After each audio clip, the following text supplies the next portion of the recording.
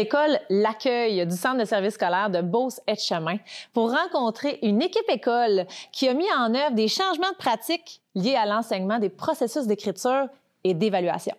J'ai l'honneur d'être avec Marie-Claude Drouin, qui est enseignante d'anglais à l'école de L'Accueil. Bonjour Marie-Claude! Bonjour! Marie-Claude, dis-moi. Oui. Quand l'équipe a commencé à initier un changement de pratique dans la façon d'enseigner l'écriture, mais aussi de revoir l'évaluation. Oui. Comment ça s'est passé pour toi? Comment tu as accueilli ça au début, là? Pour être honnête, j'ai accueilli ça avec peur. Que j'avais des craintes, là, vraiment, parce que, premièrement, je me disais, comment ça peut s'appliquer à moi? Veux pas, avec les années, on a nos petites façons de faire. Et puis, moi, étant donné que je suis en anglais, je me disais, peut-être que ça vient moins me rejoindre. Fait que, quand j'ai vu le début, quand les enseignantes ont commencé à collaborer ensemble, je voyais ce qui se passait, mais je restais un petit peu à côté. Je me disais, je vais observer avant de vouloir me lancer. On dirait que je me retenais, là. Tu te retenais? Oui. Donc, particulièrement, c'était de la peur que tu avais, puis des craintes que ça s'applique moins à toi. Oui. Est-ce que tu dirais que tu te sentais comme plus réfractaire, critique, résistante? Oui, vraiment, réfractaire. J'avais peur. Je me disais que ça allait peut-être pas durer. Vraiment, là, je me disais, je vais attendre un peu. Comme ça.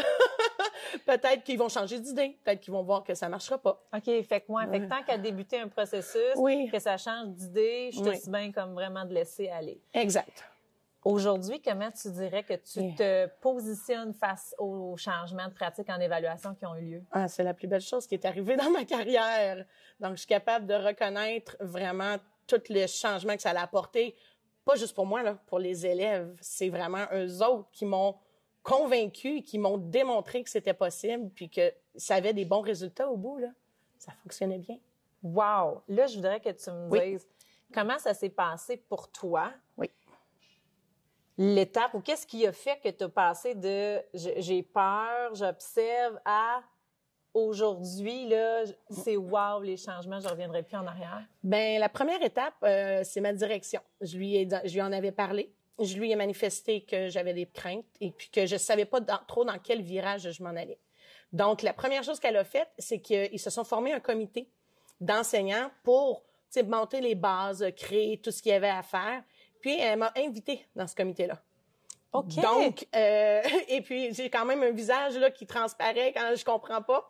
Ce qui fait que, à chaque fois qu'il y avait quelque chose qui fonctionnait pas, ils le voyaient.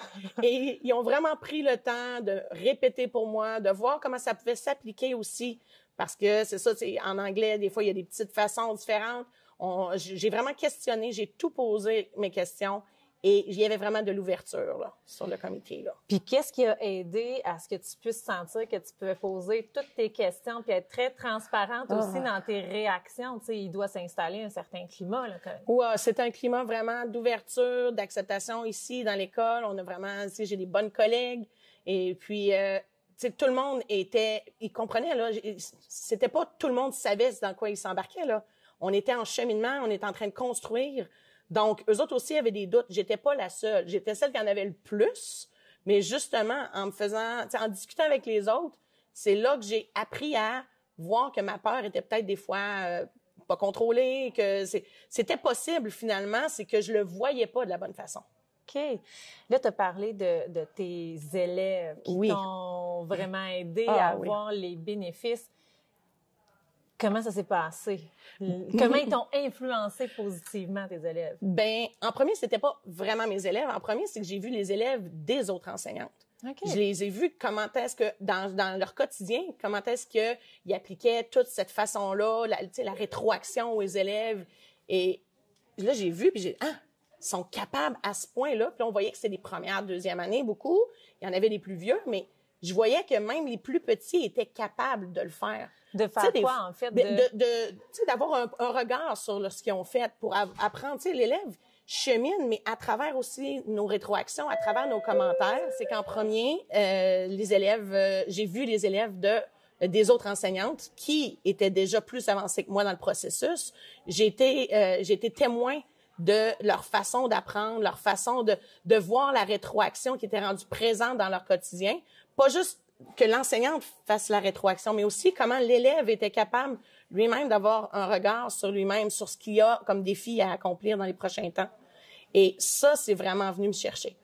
Donc là, je l'ai vu, mais plus, avec le temps, mais ces élèves-là ont grandi puis sont devenus mes élèves. Mm-hmm. Donc, quand moi, je l'ai vraiment, quand je me suis sentie prête, quand je suis arrivée dans le processus, les élèves étaient comme moi. Donc, ils étaient prêts à embarquer. Et comme ils le faisaient déjà en maths et en français, ben ils étaient capables ensuite de transposer ça en anglais. Puis c'est là que je me suis rendu compte qu'il était quasiment mieux que moi. Tu sais, il était bon là-dedans. Tu sais, moi, j'arrivais là-dedans un peu insécure encore, mais les élèves, ils sont le fun. Ce qu'on leur apporte, ils sont prêts à embarquer là-dedans. Fait que non, vraiment, ça part d'eux autres. Ils nous ont vraiment donné un bon coup de main. Puis à partir du moment où tu as commencé à cheminer vers OK, je pense que je vais pouvoir, moi aussi, embarquer dans ces façons de faire au niveau de la rétroaction, de l'évaluation. Oui. À quel moment tu as senti que tu t'es donné un objectif de voici ce que je vais moi-même commencer à mettre en place pour... Oh, bonne question.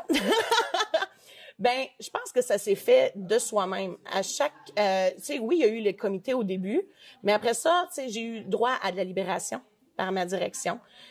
Puis oui, c'est sûr que les titulaires français, mathématiques travaillaient plus entre eux autres, mais ils me partageaient tout. Donc, il y a eu du partage. Je voyais ce qu'ils faisaient, j'ai pu aller les observer et j'ai pu tranquillement bâtir. C'était pas du jour au lendemain que tout doit être refait, là. Fait que t'as pas eu... Tu t'es pas donné un objectif clair tout de suite. Non. Tu as commencé à avoir des morceaux, du matériel, des choses faites. Oui. Puis aujourd'hui, là, est-ce que tu te dis, voici mon objectif avec mes élèves quand j'évalue comme ça? Oui, tout le temps. Ce que j'aime, comment là tu aussi... nommerais ton objectif? Ah, mon objectif, c'est de les rendre participatifs dans leur apprentissage. Tu sais, avant, on évaluait les élèves, puis on leur donnait leurs résultats. Maintenant, ils comprennent leurs résultats. Maintenant, ils font partie du résultat. Puis c'est ce qu'on veut au bout. On veut qu'ils apprennent, qu'ils viennent des bons apprenants, mais qu'ils comprennent aussi pourquoi. Donc, mon objectif, c'est vraiment de les rendre autonomes dans les façons de travailler et puis d'accomplir leur travail. Wow! Puis toi, aujourd'hui, là, comment tu décrirais ce que tu as appris pour en arriver là? Ah, c'est immense, là. C'est merveilleux. C'est une autre façon, c'est de se lancer. Quand on dit on se lance dans le vide un peu, hein, c'est oser se lancer. Moi, j'ai osé faire ça. J'ai appris à laisser mes craintes de côté. Puis, tu sais, j'ai été voir, puis j'ai jamais été forcée non plus de le faire.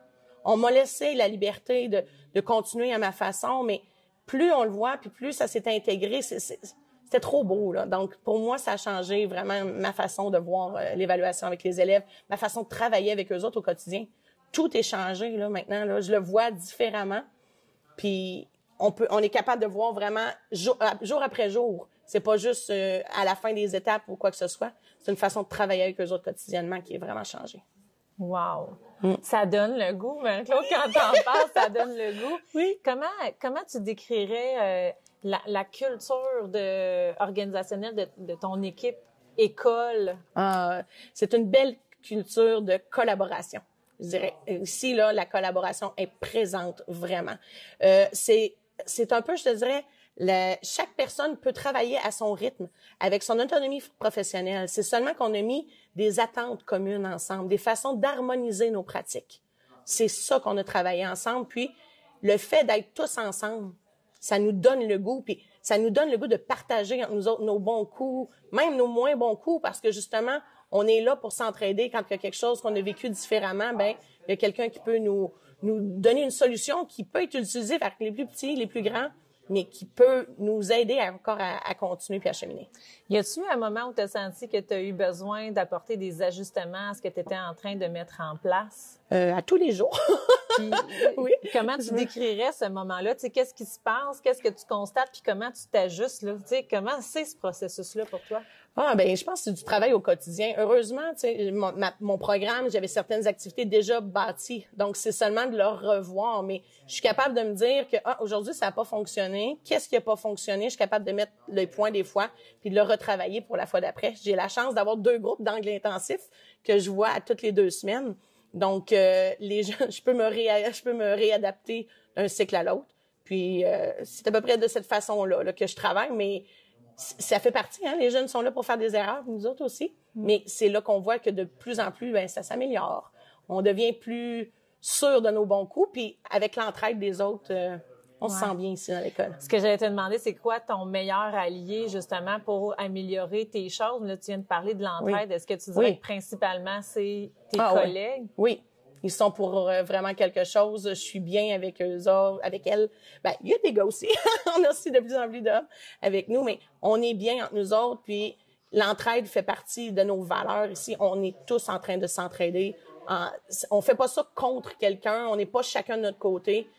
Peu importe nos questions, les filles ou les autres enseignantes et tout ça. Même tout le monde, il fait partie aussi, là, autant le service de garde, autant les éducateurs. Tu sais, tout le monde, on collabore entre nous autres. Tout le monde, on s'entraide. C'est pour le meilleur. C'est wow. Oui.